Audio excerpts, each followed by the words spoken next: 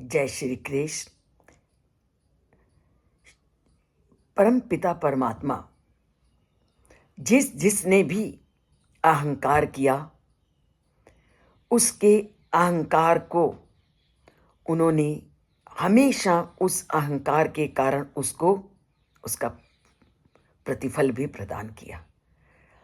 परंतु जो उस परम पिता परमात्मा के भक्त होते हैं, परमात्मा उनको इन बुराइयों से बचाने के लिए भी प्रयत्न करते हैं।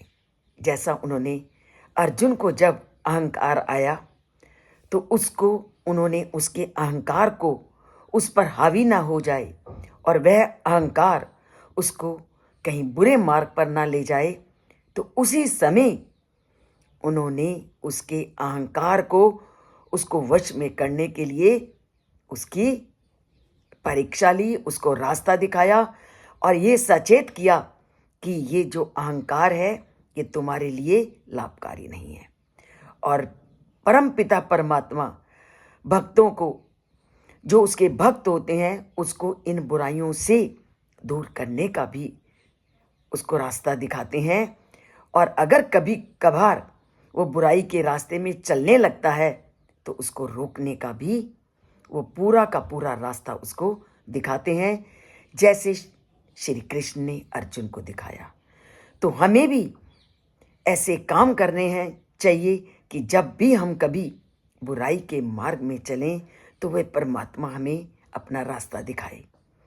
जैसे वो अर्जुन के सहायक बने वैसे वो हमारे भी सहायक बने, और जैसे अर्जुन को उन्होंने बुराई के मार्ग से जाने के लिए रोका वैसे ही हमें भी रोकें। इसके साथ साथ हम चलते हैं आगे कि आगे अर्जुन उस परम पिता परमात्मा से क्या चाहते हैं। अर्जुन चाहते हैं कि युद्ध का तो बिगुल बच चुका है, तो अब वो चाहते हैं कि वो युद्ध में उन लोगों को देखें जो बुराई का साथ दे रहे हैं।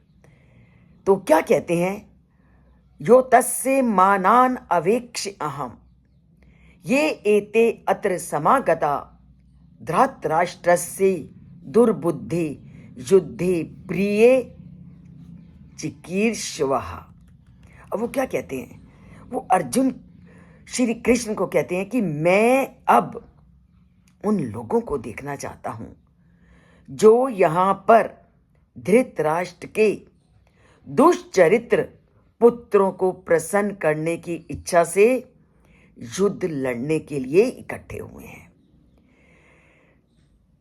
अच्छों का साथ तो देना ही है, पर संसार में कुछ लोग ऐसे हैं जो बुराई का भी साथ देते हैं। पर हमारी संस्कृति हमेशा अच्छे लोगों को पथ पर चलने का ही वर्णन करती है। और यहाँ तक कि हम परिवार में भी देखें, जब हमारे बच्चे छोटे होते हैं तो हम उन्हें क्या सीख देते हैं। छोटे होते ही उनके पढ़ने से लेकर उनकी संगति से लेकर हम हमेशा कहते हैं कि अच्छे बच्चों के साथ रहो, कभी बुरे की संगति मत करो। अच्छे लोगों की संगति में रहोगे तो उसका प्रभाव आप पर अच्छा पड़ेगा।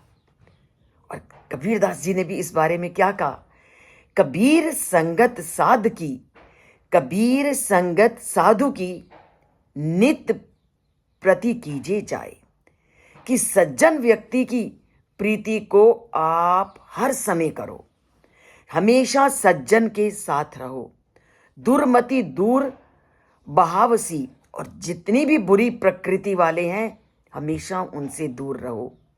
देसी सुमति बताए, ऐसा हमारे बुद्धिमान लोगों ने कहा है कि अच्छे लोगों की संगति में बैठो, क्योंकि संगति का प्रभाव व्यक्ति पर पड़ता है।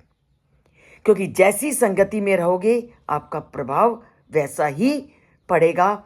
और वही बात आज के श्लोक में किसने कही, आज के श्लोक में कही अर्जुन ने। अर्जुन ने कहा कि आज मैं वो देखना चाहता हूं कि धृतराष्ट्र के दुष्ट पुत्रों ने,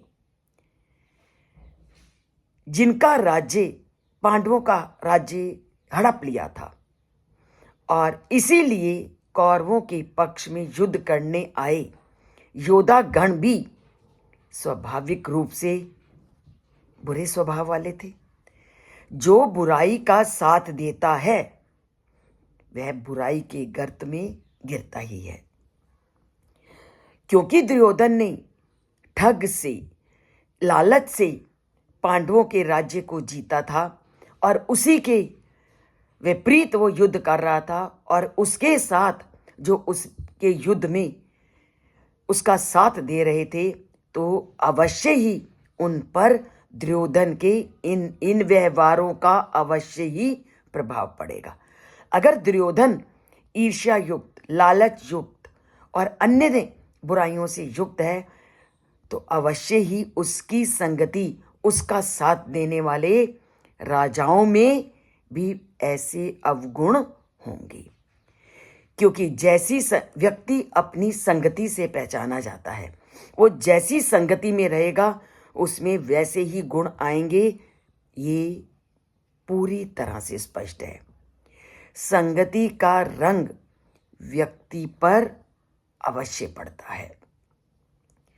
तो आरंभ में तो अर्जुन की वीरता पूर्वक युद्ध लड़ने की बहुत बड़ी इच्छा थी और वह धृतराष्ट्र के पुत्रों की बुरे विचारों से ग्रसित होकर यह बताना चाहते हैं कि दुर्योधन ने कई बार पांडवों के विनाश के षड्यंत्र को रचा है।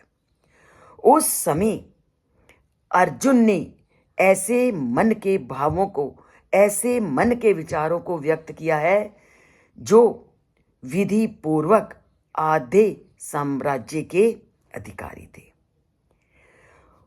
न्याय का अगर की दृष्टि से देखा जाए तो न्याय की दृष्टि से पांडवों को राज्य मिलना चाहिए था, किंतु वह उसे हड़पना चाहते थे। अर्थात वह उनको आधा राज्य नहीं देना चाहता था दुर्योधन, क्योंकि वह ईर्ष्या और लालच से युक्त था।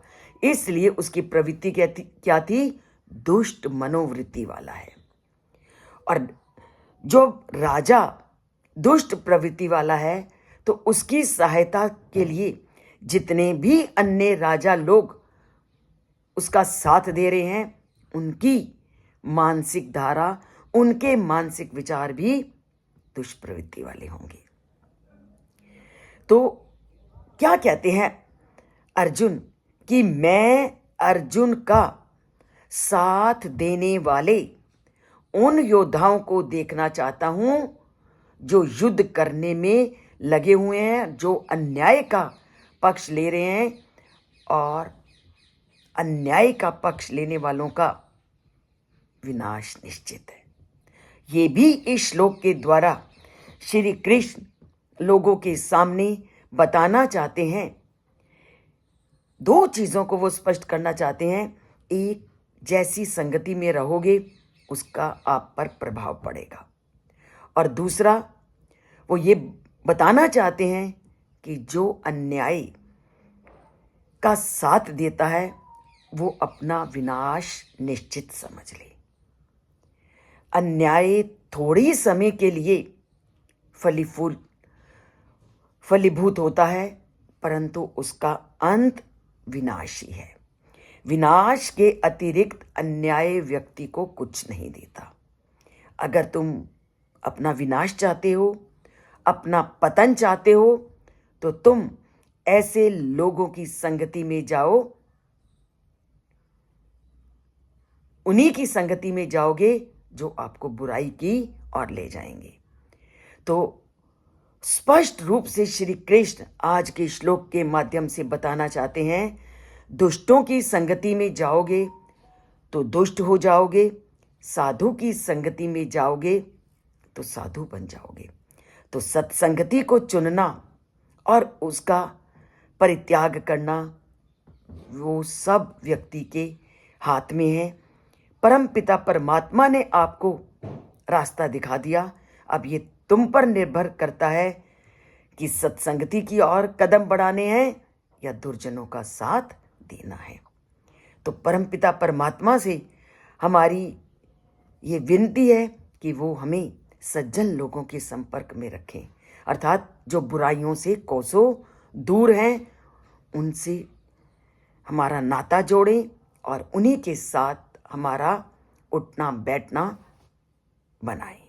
और इसके लिए चैनल से जुड़िए और अगर सब्सक्राइब नहीं किया तो सब्सक्राइब कीजिए, ताकि हमारा जीवन भी अच्छे लोगों के संसर्ग में बीते और हमारी मानसिक, वाचिक और शारीरिक क्रियाएं अच्छी बने। सज्जन लोगों के संपर्क में रहने पर ये तीनों तत्व जरूर विकसित होते हैं। ये मेरा अपना अनुभव है। तो जोड़ते हैं अपना नाता अच्छे लोगों से, दुष्प्रवृत्ति वालों से दूर हटते हैं और चैनल से जुड़ते हैं और जय श्री कृष्ण बोलकर और लिखकर अपने भावों को व्यक्त करते हैं।